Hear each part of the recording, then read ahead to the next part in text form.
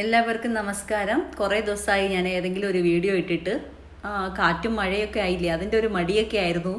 Video ചെയ്യാനായിട്ട് ചില സമയങ്ങളിൽ ഭയങ്കര മടിയാണ്. പിന്നെ ചെയ്ത് തുടങ്ങിക്കഴിഞ്ഞാൽ അത് കണ്ടിന്യൂസ് ആയിട്ട് ചെയ്യും.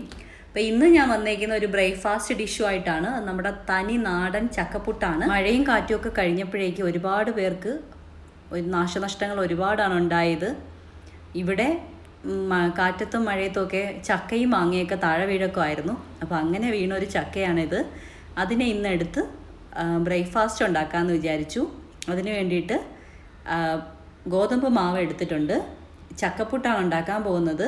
ഗോതമ്പ് മാവിലേക്ക് ചക്ക നന്നായിട്ട് മിക്സിയിലിട്ട് അരച്ച് പേസ്റ്റ് ആക്കിയിട്ട് ഇതിലേക്ക് മിക്സ് ചെയ്ത് കൊടുക്കുകയാണ്. ഗോതമ്പ് മാവിന് പകരം അരിമാവ് വെച്ചിട്ടും ഉണ്ടാക്കാം.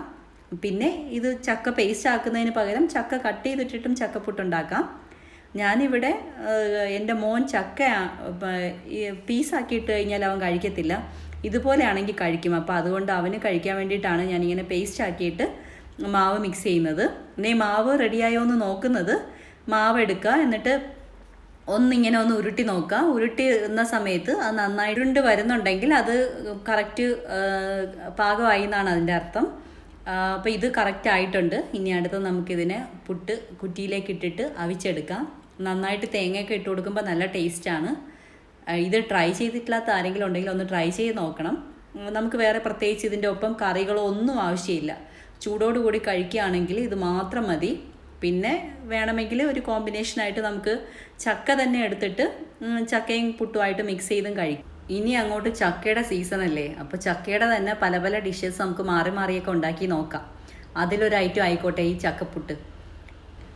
അങ്ങനെ ഇവിടെ ചക്കപ്പുട്ട് റെഡിയായി വരികയാണ്. വളരെ പെട്ടെന്ന് ഉണ്ടാക്കിയെടുക്കാൻ പറ്റുന്നൊരു സാധനമാണ്. പുട്ടായതുകൊണ്ട് ഞാൻ പ്രത്യേകിച്ച് ഇതിന് കറിയൊന്നും ഉണ്ടാക്കുന്നില്ല. ഞങ്ങൾ ഇതിൻ്റെ ഒപ്പം കഴിക്കുന്നത് ചക്ക തന്നെയാണ്. രാവിലെ പുട്ടും ചക്കയായിട്ടൊക്കെ കഴിച്ചു നോക്കുക.